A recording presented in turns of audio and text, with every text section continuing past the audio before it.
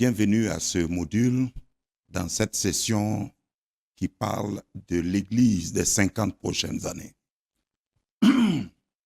L'Église des 50 prochaines années, c'est une préoccupation, c'est un questionnement, et en tant que leader responsable, appelé par Dieu pour toucher notre génération, parce que le Dieu de la Bible est un Dieu générationnel.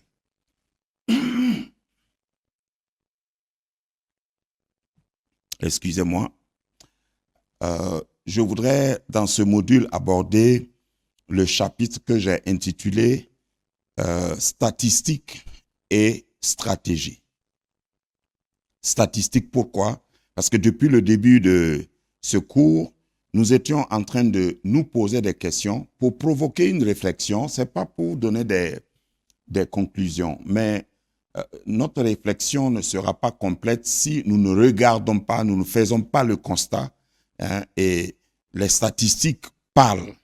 Pour quelqu'un qui veut aller loin, il regarde toujours les statistiques.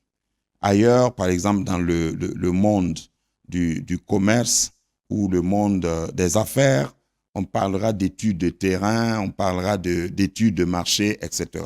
Donc, pour nous, leaders chrétiens, responsables d'église ou des responsables de certains niveaux, nous devons aussi connaître dans quelle génération nous sommes, quelles sont les statistiques, quelles sont les tendances, qu'est-ce qui est prévisible, parce que certaines choses ne dépendent pas forcément d'une prophétie. Quand une femme tombe enceinte, normalement, on sait que 9 mois après, il y aura naissance. Donc, si vous avez la grâce d'avoir votre femme ou si vous êtes une femme et dans les règles de l'art, vous tombez enceinte, normalement l'accouchement ne doit pas dépendre d'une prophétie, c'est-à-dire que vous ne devez pas être surpris. Vous devez savoir que dès lors que vous êtes enceinte, il y a un enfant dans 9 mois qui va venir, l'enfant va occasionner des dépenses, etc., etc. C'est ce que je veux qu'on comprenne tout simplement. Ce n'est pas pour remplacer la présence de Dieu ou l'œuvre du Saint-Esprit, la révélation, mais il y a certaines choses que Dieu n'a plus besoin forcément de nous révéler au cas par cas, parce que nous savons, à partir de l'intelligence que Dieu a donnée à l'homme, nous avons cette faculté de prévoir, pas peut-être prédire, mais de prévoir ce qui peut arriver.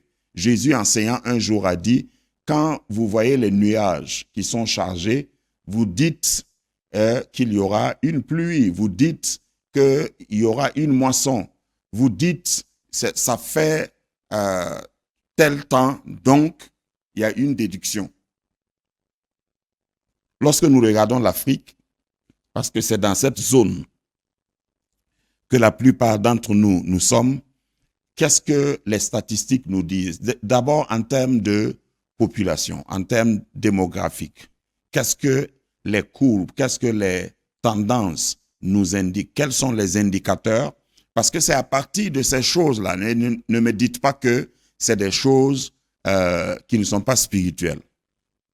J'ai martelé, j'allais dire, depuis le début de ce cours, Dieu nous a envoyés sur la terre en tant qu'Église. Si nous sommes appelés pour parler aux hommes, pour être en relation avec les hommes. Donc, nous devons savoir quelles sont les tendances.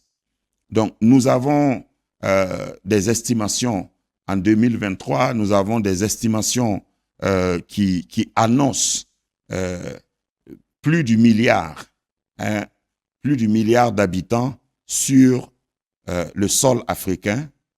En 2003, c'était autour de 1,4 milliard sur 8 milliards que nous avons sur la Terre. Parce que en avril 2023, la planète Terre, notre monde, a atteint ou a franchi le seuil de 8 milliards d'habitants.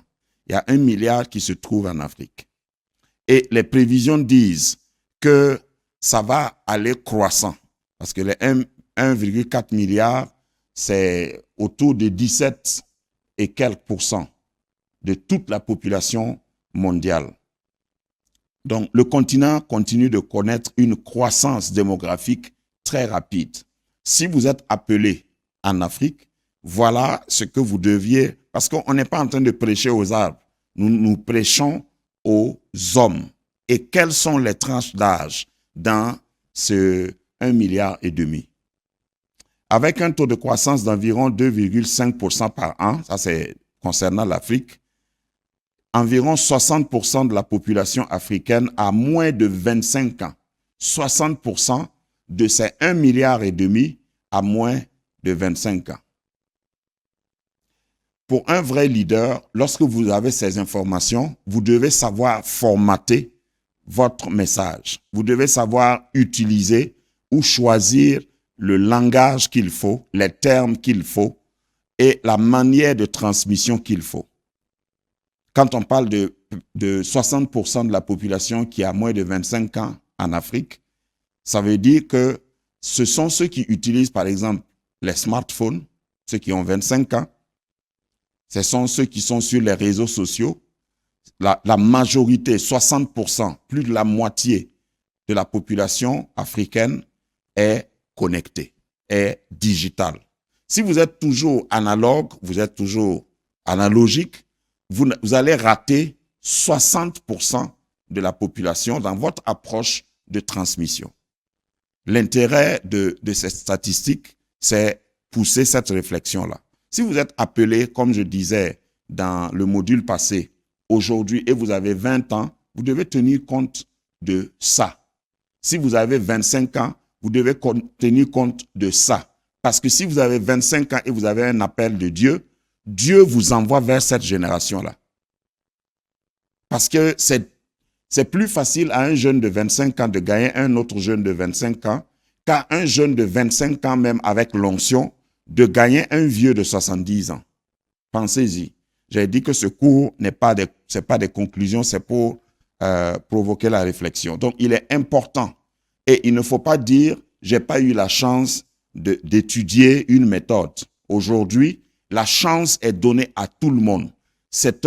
Nous sommes dans un siècle de liberté. La connaissance, comme a prédit la parole de Dieu dans Ésaïe, couvre la terre comme l'eau couvre le fond des mers. Donc, tu peux te connecter, tu peux aller quelque part, il y a des tutoriaux, il y a des renseignements, il y a des informations partout, accessibles et généralement gratuits, que tu peux acquérir et t'asseoir, réfléchir, prier maintenant conséquemment et être inspiré pour de nouvelles méthodes. Donc, si nous parlons de 60% qui a 25 ans, cela souligne le potentiel démographique et les défis liés à l'emploi, à l'éducation, etc. Ça parle aussi des besoins. Les pays les plus peuplés incluent le Nigeria, l'Éthiopie et l'Égypte. Les pays les plus peuplés, Nigeria, Éthiopie, Égypte, et on peut ajouter aussi l'Afrique du Sud. La population urbaine croît également avec une accélération de l'urbanisation, notamment dans les villes comme Lagos, Nairobi et Kinshasa. Lorsque vous voulez toucher les hommes, et vous regardez comment Jésus a conduit son ministère ou a exercé son ministère, Jésus allait là où se trouvaient les gens. C'est pourquoi il a prêché moins à la synagogue, il a prêché plus hors de la synagogue. Pourquoi? Parce que le message, c'est pour les gens. Il ne sert à rien d'avoir un beau message et de prêcher ce message-là à une seule personne, à moins que ce soit intentionnellement pour que ce messager devienne messager, pour que cet auditeur devienne messager. C'est important de connaître ces choses et savoir où se trouvent les gens. Si on dit qu'en ville, dans les villes, il y a plus de population, de concentration de population, si nous prenons la ville de Lagos, nous savons qu'il y a beaucoup de millions dans une seule ville. Lagos est plus grand que la plupart des pays africains. Tout le pays, tout un pays ne vaut pas la seule ville de Lagos. Si nous disons qu'il y a des millions de personnes concentrées dans une ville, ça veut dire qu'il y a autant à l'échelle de la population, il y a plus de décès aussi, pour plusieurs raisons. Accidents, maladies, contagions, etc. Donc, de la manière dont la population, la démographie croît, nous devons aussi accélérer le message. Je ne sais pas si je me fais comprendre. Lorsque vous êtes appelé dans cette génération, vous devez tenir compte du timeline et du time frame qui vous est, de la fourchette de temps qui vous est impartie. Il n'est pas possible d'être efficace si on ignore ces choses-là. Donc, lorsque nous parlons de l'Église des 50 prochaines années, il faut que nous puissions être au courant d'abord de ce qui existe comme information sur la démographie, sur la population, sur les tendances, sur les habitudes de consommation, sur les besoins, parce que tout à l'heure, j'ai mentionné le besoin d'emploi, etc. Parce que l'Église est là aussi pour pourvoir, pour être une réponse, pour être une solution. Alors, donc, lorsque nous connaissons ces informations, nous avons ces statistiques, je ne vais pas m'étaler dans les statistiques, nous devons savoir qu'une des méthodes est ce que j'appelle, pour pouvoir être efficace dans cette génération, une des méthodes est ce que j'appelle la démystification de l'évangile. Donc, première méthode, la démystification de l'évangile. Pourquoi j'appelle ça démystification? Parce que si vous avez mon âge, il y avait une manière de reconnaître, par exemple, un homme de Dieu, c'est-à-dire un pasteur, son accoutrement, un religieux, si vous voulez élargir. Lorsque vous voyez un religieux, peut-être qu'il porte une croix au cou, peut-être qu'il marche lentement et puis il parle d'une certaine manière. Lorsque vous arrivez à l'église, vous avez l'impression que, au lieu de parler normalement, on chantonne. C'est ce que j'appelle mystifier l'évangile. Je ne pense pas que Jésus changeait le ton lorsqu'il voulait parler à son Père. C'est-à-dire, quand Jésus voulait prier, il n'adoptait pas un ton particulier. Jésus, quand il priait, il n'utilisait pas un langage. Il parlait 3 langues, l'hébreu, l'araméen et un peu de grec. Jésus n'utilisait pas un langage des anciens pour s'adresser à Dieu. Parce que Dieu est éternel, ne veut pas dire que Dieu ne comprend pas la langue des 25 ans, les jeunes de 25 ans dont j'ai parlé tout à l'heure. C'est ce que j'appelle démystifier. Ça, c'est la première méthode. Il faut que nous essayions d'adapter notre langage sans altérer le message, adapter notre langage, utiliser un langage qui est accessible à cette majorité. Il ne faut pas que les gens viennent à l'église, un jeune de 25 ans vienne à l'église et qu'il ne se retrouve pas. Et que le pasteur parle dans un jargon non seulement très ancien, je vais vous dire pourquoi je parle comme ça, parce que en français, la version la plus connue, la plus utilisée dans nos églises, c'est la version Louis II. Je crois que vous êtes d'accord avec moi.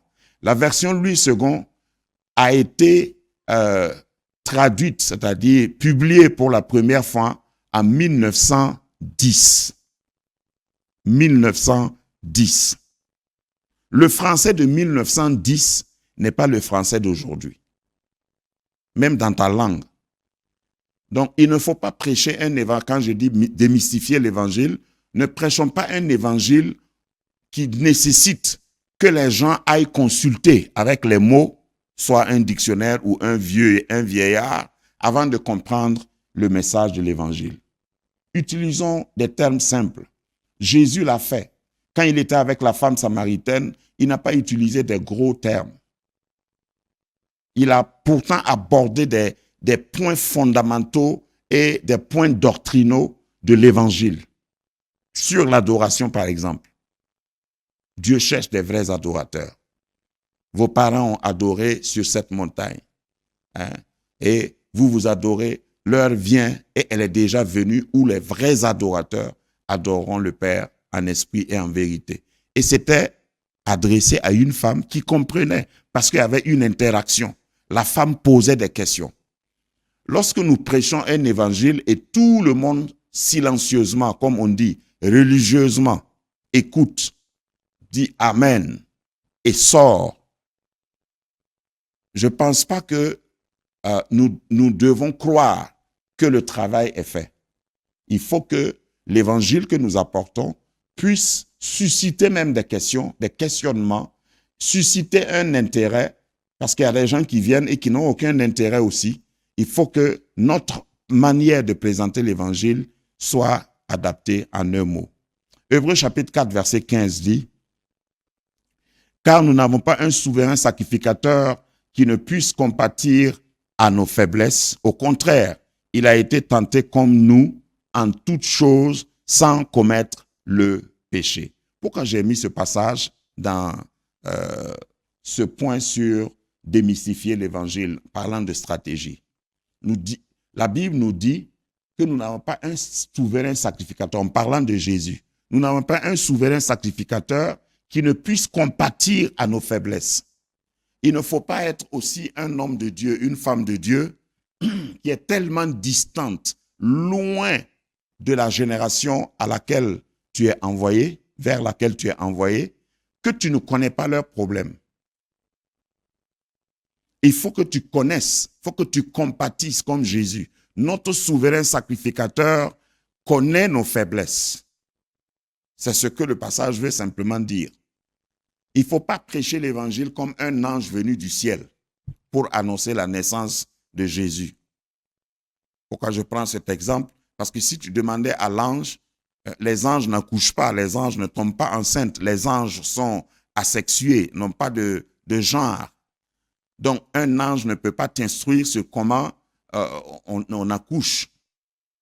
Un père peut te dire ce qu'on subit lorsque on accueille un enfant, par exemple, même si lui-même n'a pas accouché. Mais ce n'est pas le cas de l'ange. Donc, il ne faut pas venir prêcher l'évangile comme si vous êtes d'une autre planète. C'est ce que j'appelle donc démystifier l'évangile. Pas altérer l'évangile, mais ne le rendez pas mystérieux. Ne rendez pas l'évangile comme si, voilà, il y a des codes et il faut être initié plus que le fait de se convertir, de recevoir Christ, d'être né de nouveau.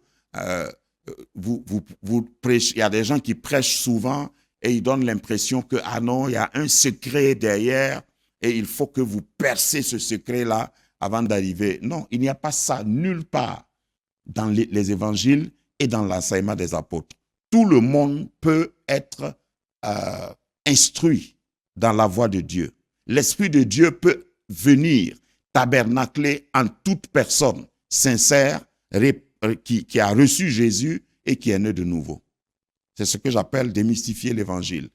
En utilisant le langage, en comprenant les mots qui minent notre société, les préoccupations de notre génération ne doivent pas être des choses que nous banalisons ou que nous ignorons ou que nous négligeons. Voilà ce que je voulais dire. Donc, Dieu est ancien et il est appelé l'ancien des jours. Mais il n'est pas démodé. Ça, c'est la phrase qui est attachée à tout ce que je viens de dire. Dieu, dans la parole de Dieu, est le Dieu de toute éternité qui n'a ni commencement ni fin. Donc, il est aussi appelé l'ancien des jours. Il est avant toute chose, nous dit Colossiens. Toute chose existe par lui, Jésus-Christ. Mais ça ne fait pas de Dieu un ancien en termes de démodé.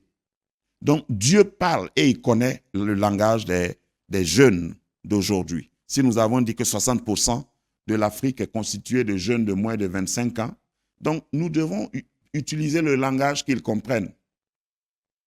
L'Église des 50 prochaines années concerne justement ces 60%. Si la transmission est ratée, nous n'allons pas pouvoir nous n'allons en tout cas pas être sûrs que les 50 prochaines années, quelqu'un va me dire, mais Dieu fait son œuvre, l'œuvre appartient à Dieu. Jésus a dit de prier le maître de la moisson pour qu'il envoie des ouvriers dans sa moisson. Donc, Dieu collabore avec l'homme pour moissonner ceux qui doivent être moissonnés et ceux qui doivent être moissonnés. Donc, c'est toi et moi. Dans les 50 prochaines années, est-ce que Jésus sera fier de son Église? S'il n'en est pas, c'est parce que les leaders que vous êtes, vous qui me suivez actuellement, c'est parce que nous aurons failli à la tâche. Et je prie que ce ne soit pas le cas. Je sais que c'est un enseignement, mais tu peux dire amen sur ce point. Donc, la génération Y, je vous ai parlé des différentes générations. La génération Y est aussi appelée les milléniaux ou les millennials en anglais. Il regroupe les personnes nées entre le début des années 80 et le milieu des années 90. C'est un groupe, c'est une cible et c'est une génération. Cette génération qu'on appelle génération Y, qui est née entre 80 et 90, a sa particularité, a sa manière d'analyser les choses, a ses habitudes et a son langage.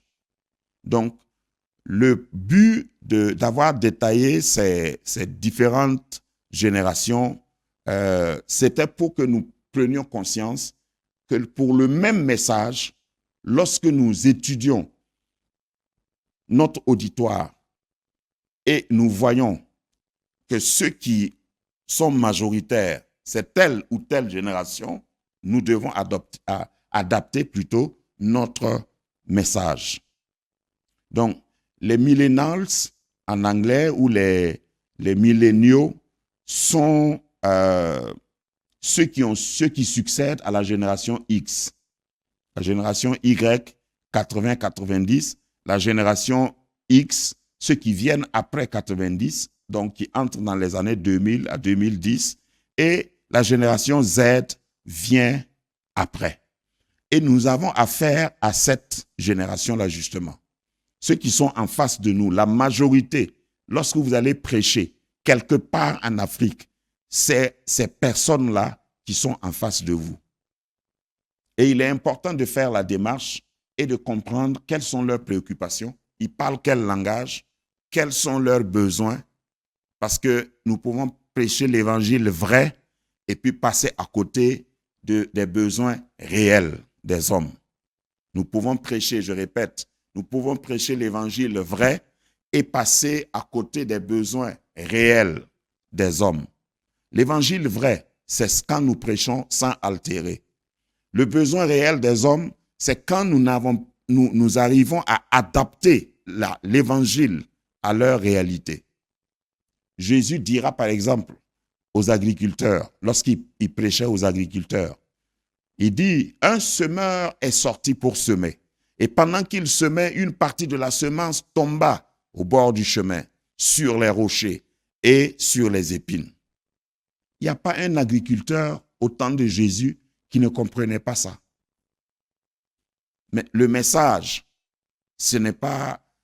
on n'a pas altéré l'évangile, mais Jésus a utilisé les paraboles, et vous savez que Jésus parlait en paraboles, et il a pu, lorsqu'il était avec Nicodème, il n'a pas parlé terre à terre, parce que Nicodème était un docteur de la loi. Jésus est allé à l'essentiel, et puis il a dit quelque chose de très profond, qui a suscité une question en Nicodème. Donc, nous devons adapter notre message au public qui est en face de nous.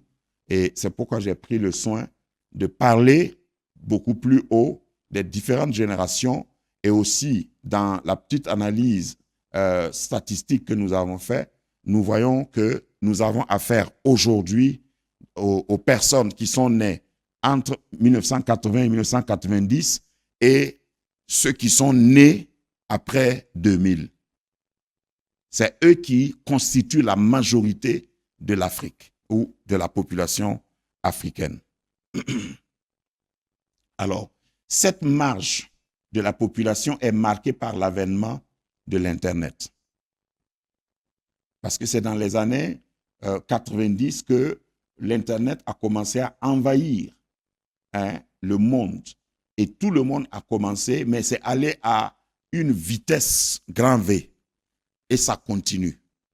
J'aurai un dernier module avec vous où je vais parler justement de l'usage avec discernement des outils pour clôturer cette session. Il y a des outils que nous ne devons pas ignorer, que nous devons nous approprier, dont nous devons nous approprier pour pouvoir toucher justement ces personnes-là. Aujourd'hui, si vous restez toujours dans l'analogique, c'est-à-dire si vous restez toujours dans des papiers écrits, distribution de traités, etc. En notre temps, c'est ça. Quand j'étais très jeune, quand on sortait pour une évangélisation, on distribuait des traités. Les gens étaient contents même de tenir un papier entre leurs mains. Aujourd'hui, c'est de moins en moins parce qu'il faut aller trouver les gens là où leurs yeux sont rivés, c'est-à-dire sur leur écran. Et l'écran n'est plus communautaire, l'écran est personnel. Chacun a la télé entre ses mains. Pour aller vite, parce que je vais revenir là-dessus, il ne faut pas penser que parce que tu as prêché à la télé, tu as atteint tout le monde. Combien de personnes regardent la télé? Je vous donnerai des statistiques et vous allez voir que la plus grande concentration d'attention et de population ne se trouve pas dans les méthodes traditionnelles. Donc, Internet est venu changer, bouleverser les choses. Je me rappelle que quand j'avais 15 ans, j'ai fait des cours par correspondance, cours bibliques par correspondance.